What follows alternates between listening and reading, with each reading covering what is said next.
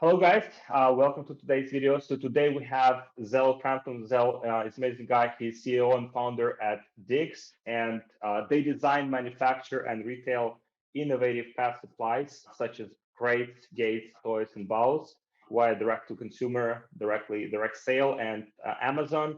They have amazing product. They differentiate on innovation, branding, and use of technology. If you check out their product, I've never seen products like this before.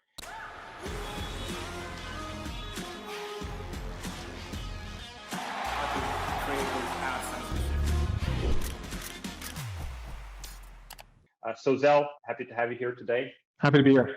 Cool, awesome. And so, I look at the product that you guys are selling. So was it like initial concept of the business that you decided to disrupt this kind of like niche with the innovative products, or how did you come up with the idea for this business? We actually came up with the idea for the business by looking at the pet industry kind of from a top-down perspective over quite a while. The pet industry has been changing pretty dramatically over the past decade or so.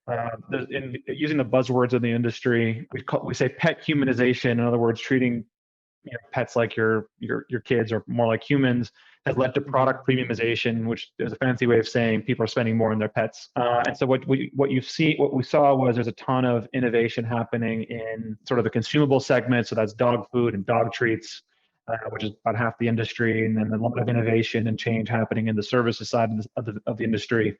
So think like services to connect breeders with the doctors or vets, things like that.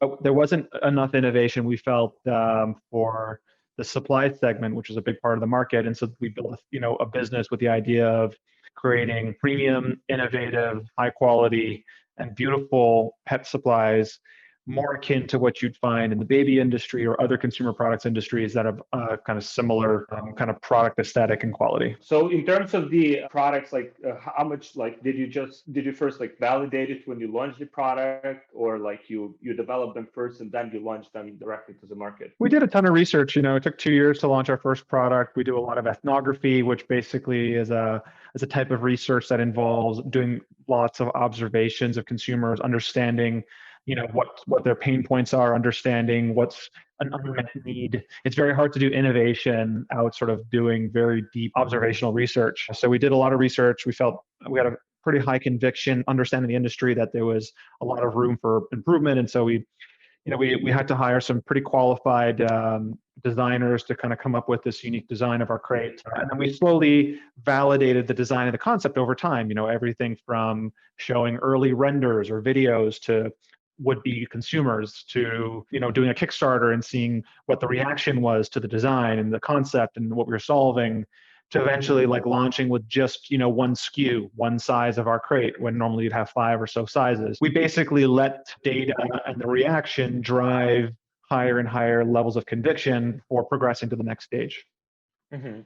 Wow, that's very sophisticated. So is that because you have the background in management consulting, correct? I do, yeah. I have a background in engineering, supply chain manufacturing, and then management consulting as well, and I have an MBA as well. That's awesome. So you mentioned it took 2 years before you just launched the product for the first time? That's right. Yeah, the concept was developed, the idea was born, I should say, in 2016, and eventually we finally launched our e-commerce store in Q4 of 2018. So we've been in business about 2 years now. How did it go when you launched it? It's hard to know what was I don't remember our expectations at the time, but it was slow, out of the gates, right? I mean, it was you hope for a really big splashy launch, and it takes time to build up the traffic and getting really understanding your customer and understanding how to message, what messages resonate, what ads will work, what channels will work, and so on and so forth. Getting validation through reviews and third parties. It just takes time to build all that. But we had, I would say, a number of sort of inflection points, right?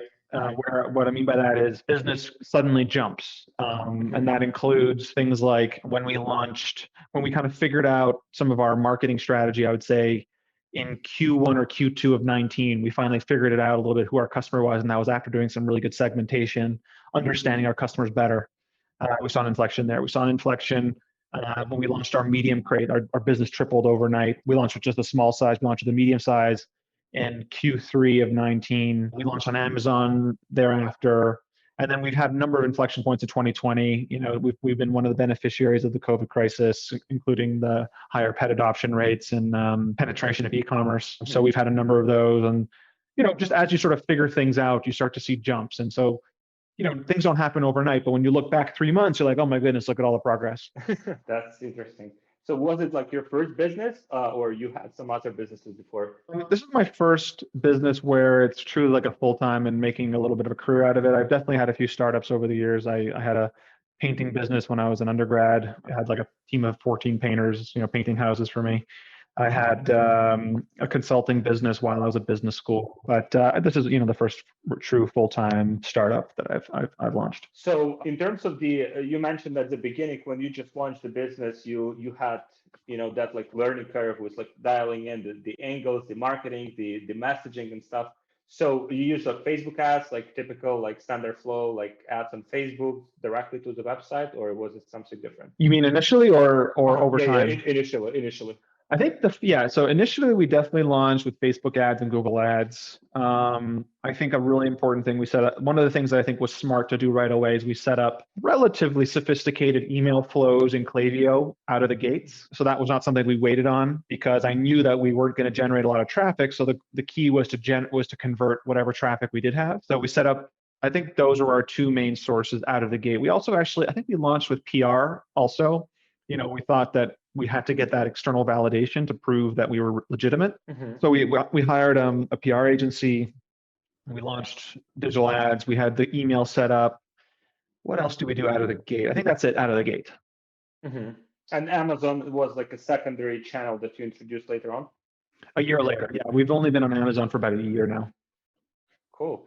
So how is it like, so over time, like, are you now like scaling up profitably with Facebook, or how is it, or you dependent on Amazon? How is the business evolved? Well, we're on a bunch of channels now. So you can find us on Chewy, Petco, PetSmart soon, Wayfair, a bunch of channels. We are scaling all of our channels nicely. As far as marketing goes, yeah, we've been lucky that we've scaled efficiently through digital ads. We've expanded, we've grown, but we've also diversified quite a bit away from digital ads. We're really focused on lots of other channels, including affiliate marketing, influencers, pet professionals. Community building is a big one for us now. We've done some, we've played with things like SMS. We've played with, YouTube. We've done, I'm sure I'm missing some stuff here, but those are the main ones that we're kind of like really focused on right now. Do you still like dedicate a lot of resources to like product improvement and development? That's our secret sauce. Yes. I mean, products, we are a product company and particularly an innovative product company. So we're raising around to build out a pretty significant R&D team to build out our product suite. And I would call our core competencies marketing and product development, with product development being sort of fundamentally who we are and what we are. And going back to my earlier comment around when we've seen step changes in the business, it's always been with product launch. Customers are really responding well every time we launch a new product. And I think that's because of the thought, the time and effort that goes into understanding and creating something pretty unique in the marketplace. That's awesome. So with repeat purchase ratio, like, do you get customers to buy like more than once, because these are type of the products that are, they look like very sturdy and solid? Yeah, we do have some people who buy multiple crates. I think the bigger indicator. So right now, the way our suite is set up is we have 2 crates in 2 sizes. We have a small and a medium. And then it comes in 3 colors now: a gray, a black, what we call charcoal, and a light color called ash. We have a snooze memory foam pad that goes with it that comes in 2 sizes and 4 colors. We have a one-of-a-kind dog crate training aid to help with the crate training process. And we have we just launched a brand new, extremely innovative cover for the crate.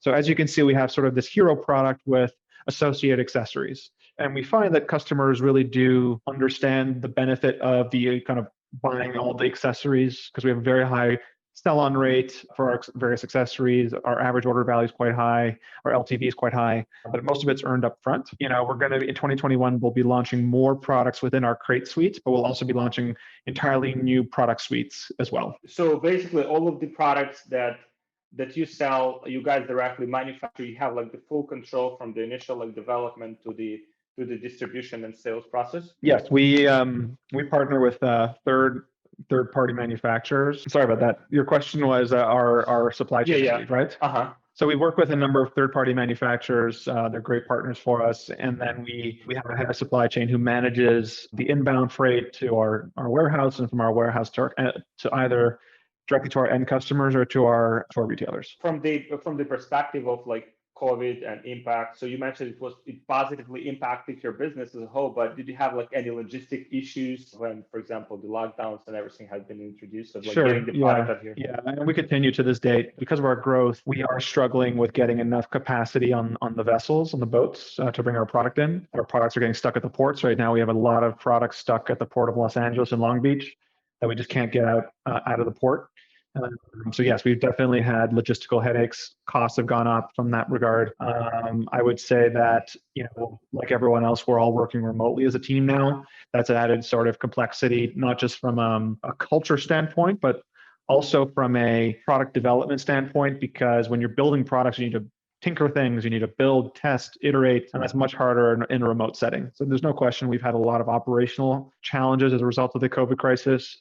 But we do consider ourselves, all things equal, lucky compared to a lot of folks who obviously are struggling in this time pretty significantly. When you launched on Amazon, you had like the traction like right away, or it took some time, some ads, some acceleration to get momentum with it? It's a bit of it. Amazon is definitely a snowball or a flywheel. In other words, once you figure it out and the pieces start to work, then it accelerates tremendously. But it took us a while, so we launched, I want to say, I think it was October 2019. I don't think we cracked the nut, so to speak, until April of this year. So it took us, maybe 6 months, 7 months to really get it. And it was up and down, and we had issues sort of figuring out sort of the right inventory levels. We didn't figure out AMS properly, Amazon Marketing Services. We didn't really figure out the page listings all that well. And so, once we sort of figured that out, and then we started to get a lot of product reviews, and then we started to get really high on the search results for like generic terms, like quote unquote dog crate, just the most generic term. We're now on page 1,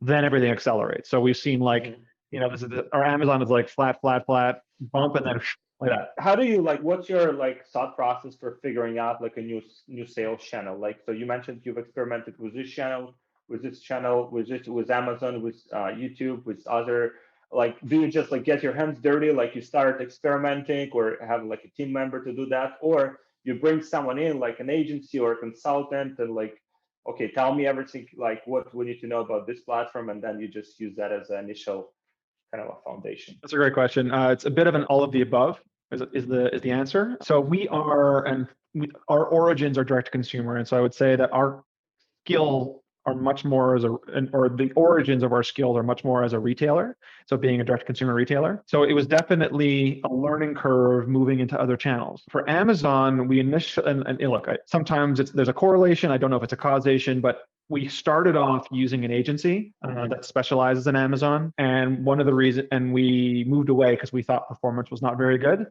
Once we moved away and we took control of more of it, and we kind of figured out what we need to do as a brand a little bit more, that's when we saw that the performance really pick up. So I've had a mixed bag with agencies kind of at the most generic level. My experience with an Amazon agency was quite poor, but there are good ones out there, I'm sure. And we've had some good experiences with our current digital media agency in terms of AMS. They've done a great job there. So that was for Amazon. But then we also we hired a head of sales at the beginning of 2020 who has done an excellent job, not only getting us into new channels, but then managing those channels as well. So we have, at this point, I would say we are skilled at all types of retail at this point, but we had to learn that over time. And like anything, if you do it well in-house, it'll be better than if you outsource it. It depends on your scale and how much of a strategic focus that is for you. Cool. So where do you see the direct to consumer? Obviously, it's been overhyped, right? Over some period of time, there've been companies that overfunded, couldn't make it happen. The examples. Where do you see it's going over time? Are they companies looking now from be self-sustainable, profitable, and then gaining for example funding and everything, or it's still there's a lot of money, everyone wants to fund if it's direct to consumer? I believe very strongly that there's going to be a good business case with direct to consumer businesses if they're run in the right way. I think what you're referring to are going back, let's say 10 years over the last 5, let's say between 10 years and 5 years ago, there was a lot of venture capital that was going into direct to consumer businesses on the premise that you could continue to buy customers on Facebook endlessly and fund a business that way and make a sustainable business that way. Because one day you'll turn off Facebook and ta-da, you have a self-sustaining, profitable business. I don't think that's, I think that concept has largely been proven to be incorrect. There are some exceptions to that, but largely, to your point, that hasn't been proven to be true. That doesn't mean that there are not amazing opportunities for direct to consumer businesses. And I think there's plenty of good examples on the contrary. I think what makes direct to consumer so amazing is that as a retailer, you get to have a direct relationship with your customer. As a brand, I mean to say, you have a direct relationship with your customer. And I think that is really important because you can respond to feedback on your products, on your brand, on your, how you talk about things in a very real-time way that you can't ever do if you're going through third-party retail. Add to the fact that you get to keep more of your margin and or pass some of that on to your customer, you have a pretty winning formula. The question is, how do you reach your customers? And how do you do so in a way that's sustainable? So I think the best direct-to-consumer businesses are ones that have combination of all the following. You don't have to have all of this, but some combination of high average order value, high lifetime value, and sustainable cost of acquisition. And you don't need to, I think you need to have a relatively strong lifetime value to customer acquisition cost to be sustainable over time. Now, the thing that I think is really important here, speaking directly to your original question, is there's only so much you can scale and do so profitably through digital advertising generally. Now, there's exceptions and whatever, but I think the businesses that are the most intriguing direct to consumer businesses are those that have cracked the nut on how to acquire customers in a unique and novel way, in a way that's very kind of organic and sustainable. Whether that's through word of mouth or it's through like content or other things that become sort of a viral sharing type thing. I think that's how you continue to create awareness. And then once you reach scale, it becomes more like a traditional sort of brand where you can diversify your channels, you can diversify your marketing, and it becomes more about just brand awareness rather than sort of driving direct conversions on your website. And then, as long as the numbers continue to work out, you'll have a good business. I do think that there is definitely, I think the future, there's a huge part of the future is direct to consumer businesses. And I think that's, evidenced by, investors feel the same way just by, their enthusiasm for Shopify and how that stock price is done, for example. How do you handle the competition? Like, do you observe them, learn from them, or do you just like ignore and like focusing on customer and like, the feedback you get directly? What approach do you take? Well, I think ignoring your competition is foolish. There's no reason to ever do that, right? I think at the very least, you want to know what are they doing, why, what do they see that I don't see, et cetera. But I also believe, and this is a little bit of what, I believe very, very strongly in the secret sauce at Diggs in terms of our ability to identify unique opportunities and design unique products. So I'm not threatened by competition. I think of it as like that, okay, that's what are they learning? But I think given the size of our market and the size of the opportunity for us, I'm not too concerned. I'm more focused on the customer and what does the customer really need and how are their net needs not being met at the moment. How do you handle so that initial period of time when you expected that like very, significant launch, it might have like not been as, as successful as you thought it would be.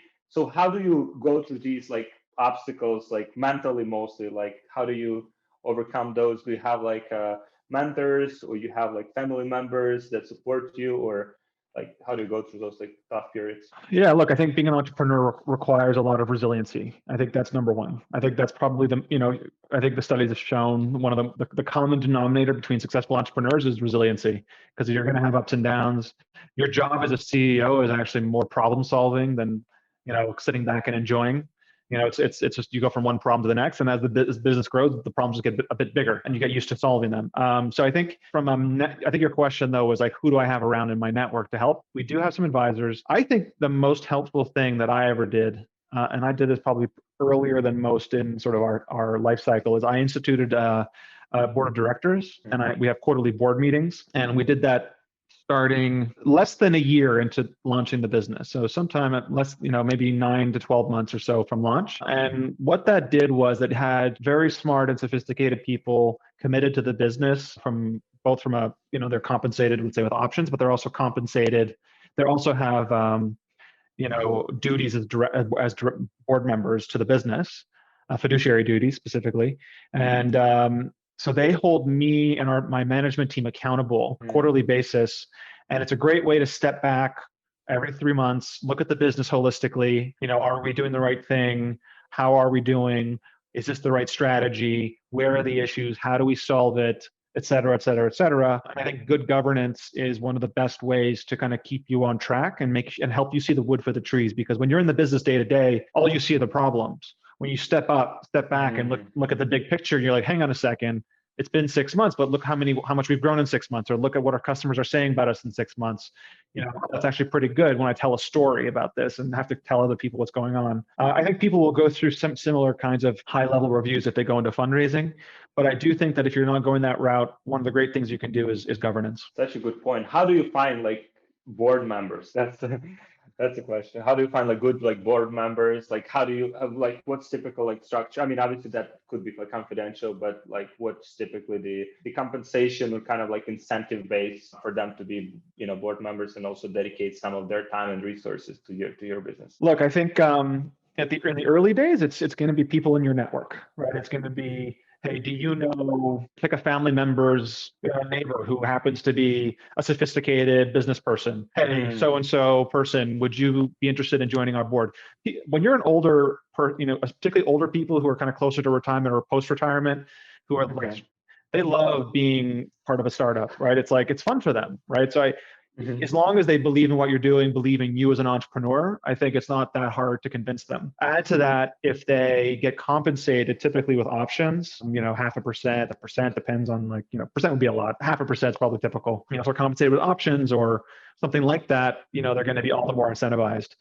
Later, of course, as your business becomes more sophisticated and you're actually showing real growth and traction, then it becomes a totally different story. But I think in the early days, it's who in your network do you think could be a valuable person to be a sounding board, and can you get them excited about what you're doing? The one thing I would recommend though is you don't want people on your board who are going to be either challenging to work with for what your personalities clash in a very bad way.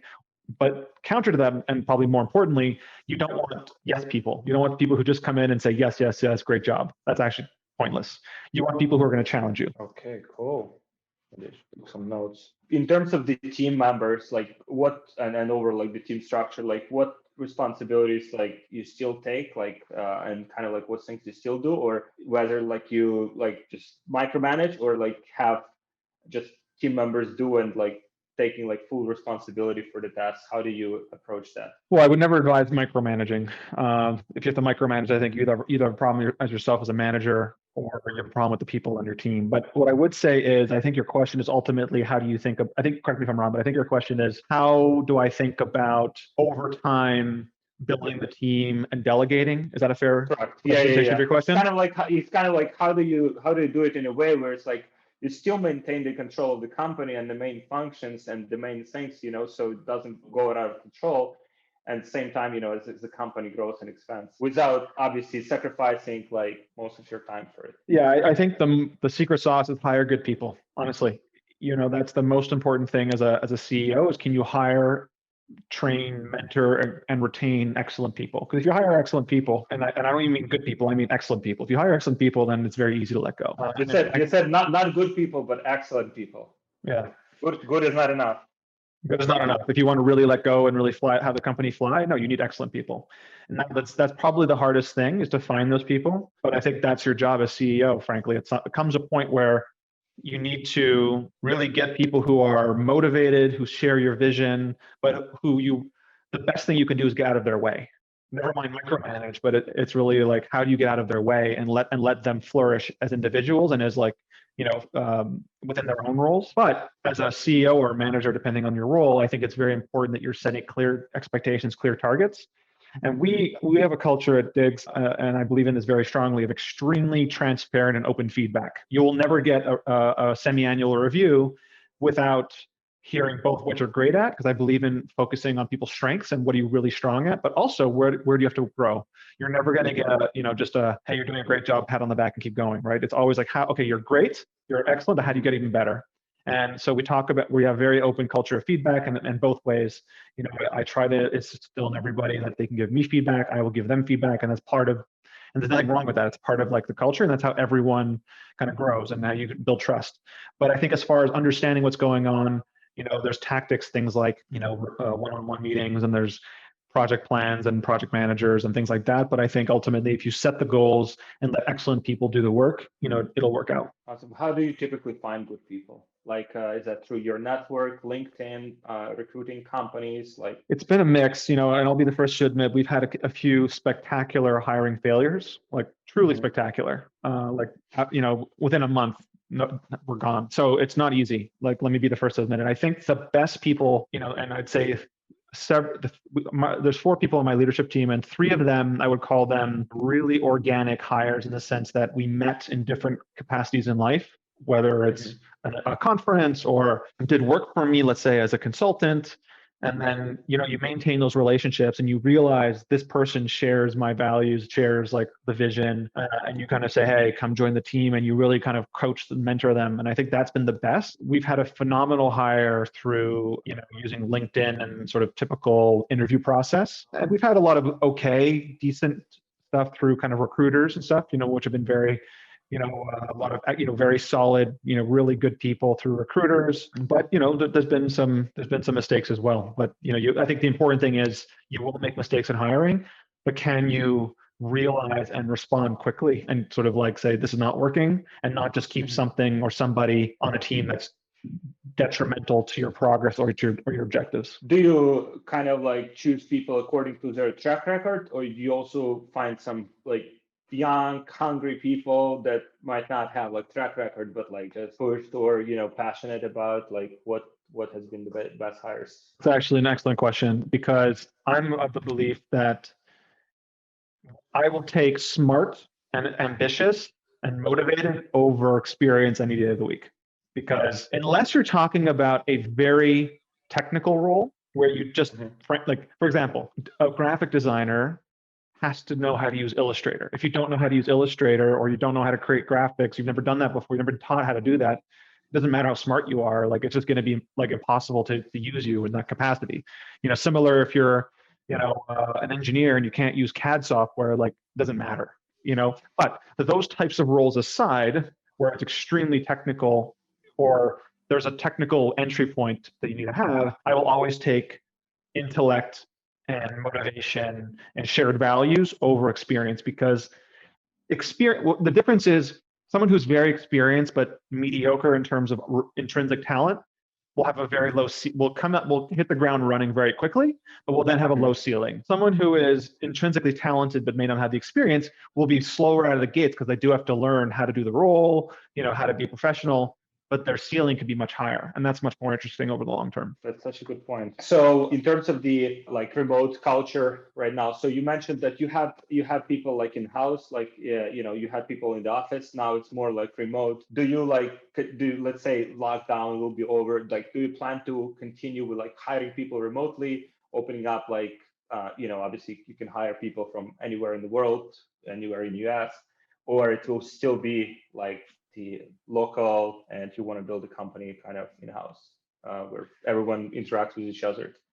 Look, I think like a lot of businesses, we're still figuring that out, right? I think that we're entering a new kind of, some people are saying it's the next industrialization phase, of remote work, and the world is changing that way for good. I think only time will tell. What I can say is at the moment, we are hiring people who are not in New York City. We are hiring kind of people, and we do have some really good people sort of all over the country. And we find that for the most part, there's some exceptions. Like I think I mentioned earlier, product development is more challenging remotely, but for the most part, people are very capable given the tools we have today to work remotely, and are doing so well. My thinking is once things return back to normal, let's say fall of 2021 is sort of like the target we have in our head. We would like to have a much more hybrid approach where we'll have an office where we can do a lot of the product development stuff that we need, a place to get together and kind of share ideas, and because there is a lot of benefit to being in person, but also make the work just much more flexible, whether that's work from home 3 days a week, in the office 2 days a week, or, some roles totally fine to be permanently remote. I think we're definitely going to be shifting. I don't think over the long term we intend to be 100% remote for good. I just don't think you could it's hard to build a culture that way. And it gets isolating after a while. And I think people feel that, right? But there's no reason to believe that people can't be successful remote at this point. I think it's been proven. So it's how do you find the right balance that, achieves all of those objectives at the same time. So I don't think we've solved it.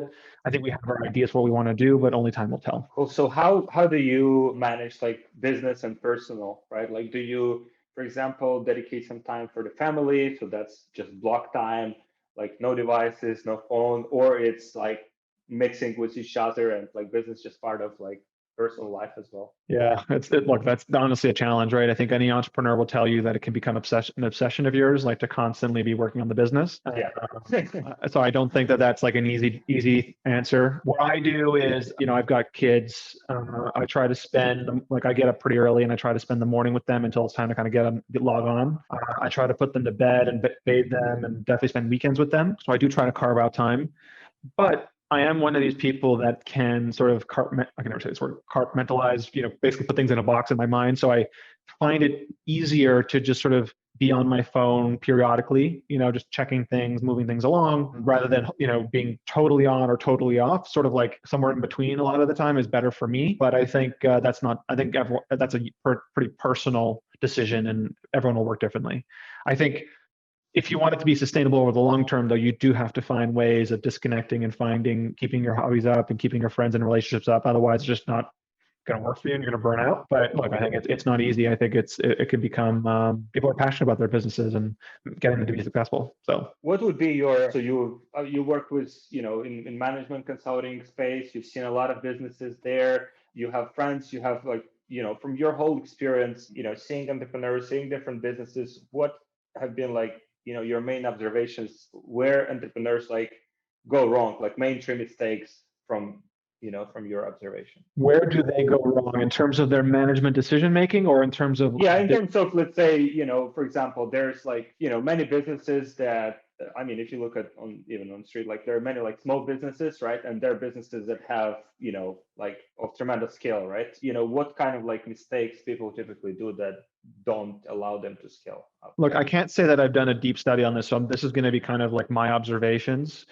I think there's probably different types of failure, right? And they happen at different stages, right? I think there's failure before you even start. And what I mean by that is there are people who start businesses that have very little chance of success, either because they don't truly understand the market they're entering a very, very small market with no growth, or they don't have the skill set to be successful, or basically, the expression dead in the water. I think some people are not thoughtful enough about, why am I getting into this business? Why me? You told like it took like 2 years for you to launch the product, and I'm thinking, wow, that's a lot of time. But then I was thinking, geez, like you're already at that point.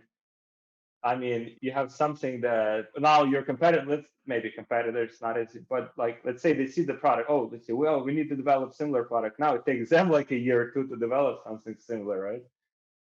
Oh, I lost my video again, looks like. Oh, yeah. Yeah, I think the case for us was just honestly, you had to get funding. Our products are expensive. And so you needed funding. We needed, it takes a long time to design. And I would say that's a little bit different than what I was getting at. I think in those 2 years, I did a lot of that sort of initial analysis. I'm talking, even if you have all the money, even if you have the ability to kind of do everything, understand why you're starting a business. Is this a good market? Do I have the skills required? Does it make sense? I think don't make sure that you have a real opportunity here and that you understand. I think the second thing is some people don't know how to, don't have, I think, some basic understanding of business that allows companies to kind of be sustainable, right? Very fundamental. Some people have a knack, an intuition for it, and even if they don't have the training, they understand it or they get it quickly. But some people don't take the time to learn. And I think what that means is, they don't understand margins. They don't understand, like ultimately, how does this business make money or monetize money? They just they think that, hey, let me make a cool product, or let me, make a cool app. But how does this business make money, right? Like, and then can you manage your cash? Like, do you run out of money? So I think there's a little bit of financial acumen that has to come along with sort of like the gumption and the excitement of starting a business. And then the third thing is, are you someone who knows how to scale? I mean, going back to your question like half an hour ago about how do you kind of let go and let your people kind of take over and give them the room to grow and whatever. I think, some entrepreneurs don't know how to be managers. They know how to like create a great first product or know how to, they're killer on social media or whatever the case may be.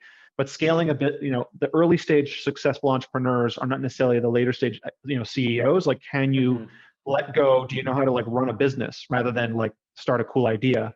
And that's why you sometimes see when venture capital funds or whatever, come in, they'll often, replace the CEO because they don't know how to scale. So I think there's different types of failure along the way. And, I think it just depends on kind of where you are and have you been thoughtful about what you need to do to be successful at every stage of the business. Such a, different, you have very interesting perspective, From the perspective now of your business, like, so you guys are looking like more like retail. So that's where you see like most of the opportunity, or like scaling with like new product launches. How do you see that? I think we have a lot of growth vectors that we're going to be pursuing simultaneously. I think number one for us is new product. We have so much new product we want to bring to market. Number two would be expansion within our existing retail channels. We're growing like crazy on channels like Chewy, but we've only scratched the surface. There's so much room for growth there. There's a ton of room for growth on all of our channels, including direct to consumer. There's room for growth in international markets. A lot of the trends I referred to right at the beginning in terms of, I use the words humanization and premiumization that's happening around the world. Major markets like China are going to be very attractive to us. And so we do want to grow internationally at some point. And then there's, a lot of things we can do in terms of vertical integration, owning our own manufacturing and things like that, that'll bring us sort of even better unit economics over time. Awesome. Thanks, Zel. I mean, it was amazing. I mean, I've learned so much. I took notes about the board. I took notes about the team building. It's been very informative. Thank you, man. Where do people find you? Like, how people connect with you? Check out our website, www.diggs. That's diggs.pet. PET. That's our website. You can find us on Instagram, DiggsPet, or anywhere on social media. You can also find us on Amazon, Chewy, Wayfair, Walmart, Petco, soon PetSmart. I think that's it.